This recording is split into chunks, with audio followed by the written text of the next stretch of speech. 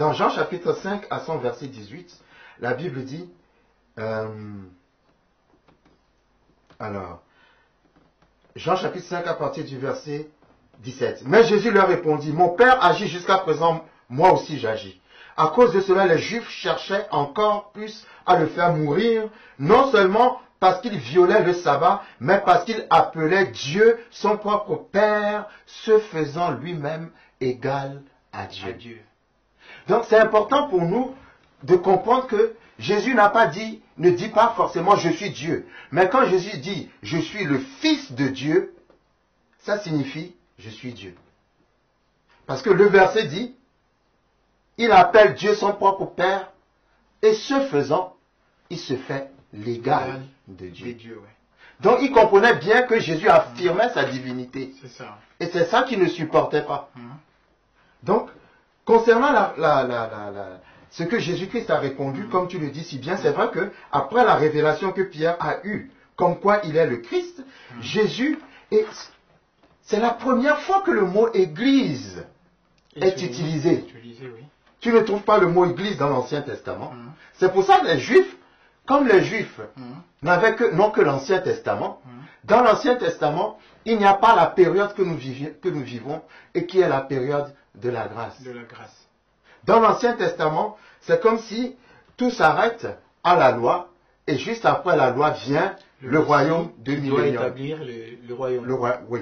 Or, entre Moïse et l'établissement du royaume de millénium, il y a une autre période qui est la période de l'Église que nous vivons. Donc, cette période, en quelque sorte, la déception est un mystère. Donc, la déception, donc on comprend pourquoi les Juifs ne peuvent pas accepter cette période de l'Église, puisqu'ils n'ont pas la révélation de l'Église. Ils n'ont pas la révélation de l'Église.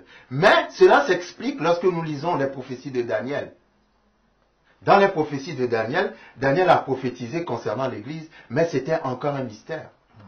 Maintenant, voici que Pierre dit, Jésus-Christ, Jésus, tu es le Christ, le Fils du Dieu vivant. Et Jésus répond à Pierre, sur toi, en quelque sorte, je bâtirai mon Église. Bon, les gens ont mal compris ce que Jésus-Christ a dit. Parce que Jésus-Christ a dit, dans ce passage, tu es heureux, et verset 18, et moi je te dis que tu es Pierre, et que sur ce roc. J'aime bien cette traduction. Si je puis m'exprimer de cette façon, la version originale, Dieu dit, tu es Céphas.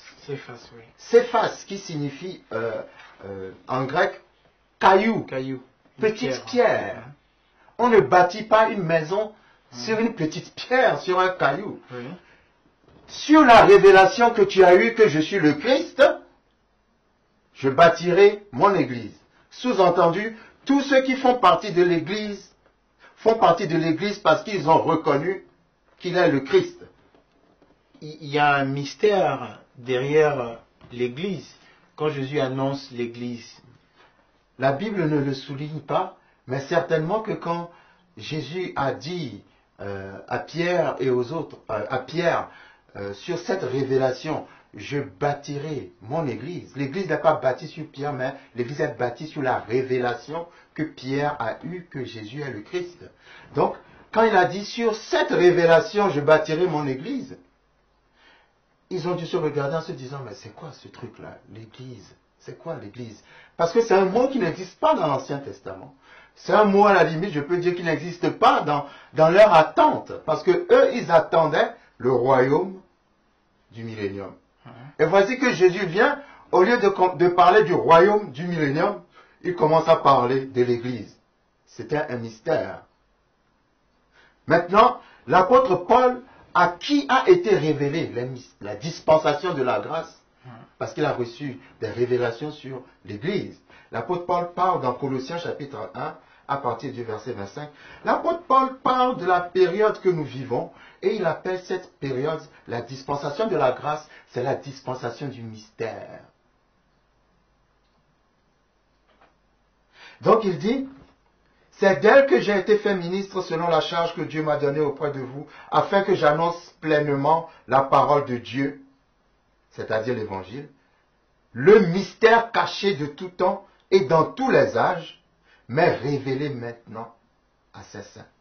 Dieu a voulu leur faire connaître la glorieuse richesse de ce mystère parmi les païens, savoir Christ en vous, l'espérance de la gloire. Donc, lorsque l'apôtre Paul parle de mystère, il parle de l'Église. Parce que pour les Juifs, l'Église, ils ne savent pas ce que c'est que l'Église, c'était un mystère. Et quand ce mystère était caché en Jésus. Et maintenant Jésus-Christ a révélé l'Église. Il a commencé à le révéler là, à Pierre dans Matthieu 16. Et nous avons vu la naissance de l'Église à la Pentecôte. Après qu'il ait fait son sacrifice à Golgotha, qu'il a été dans le séjour de la mort et ressuscité d'entre les morts, il a dit aux apôtres, je vous enverrai le Saint-Esprit quand j'irai au Père. Et par la venue du Saint-Esprit, nous avons vu la naissance de l'Église. Dieu a créé Adam, il a mis Adam dans le jardin, il a donné des instructions à Adam par rapport à l'arbre de la connaissance du bien et du mal.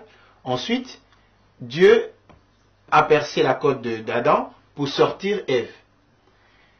Ève est venue, Satan est venu séduire Ève, qui est venue à son tour séduire son mari pour manger et le fruit, et ils ont désobéi à Dieu. Nous voyons Jésus, il est d'abord tenté, ensuite il reste obéissant jusqu'à la fin, et c'est à la fin, sur la croix, après avoir tout accompli, qu'on vient lui percer sa côte, en quelque sorte, pour sortir l'Église. Et d'après ce que tu viens de dire, que les portes du séjour des morts nous n'aurons pas d'autorité sur l'Église. Donc, l'œuvre que Jésus-Christ a faite pour nous oui. Est une œuvre que Satan ne peut jamais, comment dirais-je, vaincre. D'ailleurs, cette œuvre, c'est que quand Adam avait obéi au diable, il a remis au diable l'autorité qui est représentée par les clés. Il a remis cette autorité à Satan, qui est venu trouver Jésus-Christ dans le désert pour lui dire, tu vois tous ces royaumes, prosterne-toi devant moi, et je vais te les donner parce qu'ils m'ont été donnés. Tous ces royaumes ont été donnés à Satan par le premier Adam, lorsqu'il a obéi. Maintenant, le dernier Adam n'a pas obéi au diable. Il a dit, il est écrit. Il a dit, il est écrit. Tu vois que partout le premier Adam a échoué, le dernier Adam a réussi. Puisque le premier Adam, en quelque sorte, quand le diable est venu tenter Ève, c'est puisque Ève n'avait pas directement reçu les instructions de la part des dieux. Oui, c'est pour cela que quand Dieu est venu dans le jardin, après le péché, il n'a pas dit « Ève, où es-tu » Il a dit « Adam, où es-tu » Parce que Dieu a donné à Adam le commandement de ne pas manger du fruit de l'arbre de la connaissance du mal et du bien, alors que Ève n'avait pas encore été créée. Donc, la responsabilité du péché vis-à-vis de Dieu tombe sur l'homme, pas sur la femme.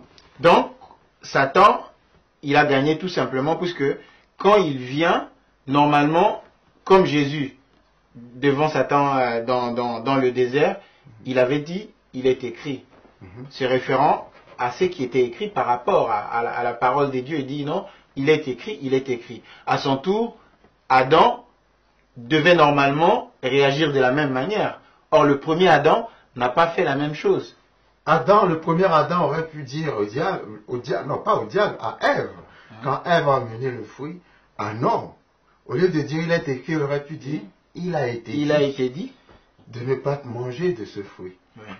Mais c'est un mystère que l'homme, connaissant la vérité, a quand même sciemment désobéi. Désobéi par amour de sa femme.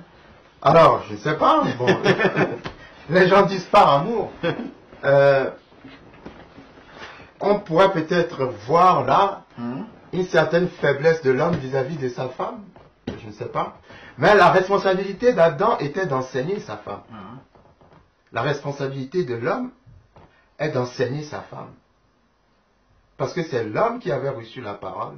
Et la responsabilité de Jésus, qui est l'époux, de la femme, qui est son église, est d'enseigner l'église. Et d'enseigner, c'est ce qu'il a fait. Et c'est ce qu'il continue de faire au travers du Saint-Esprit. Interesting.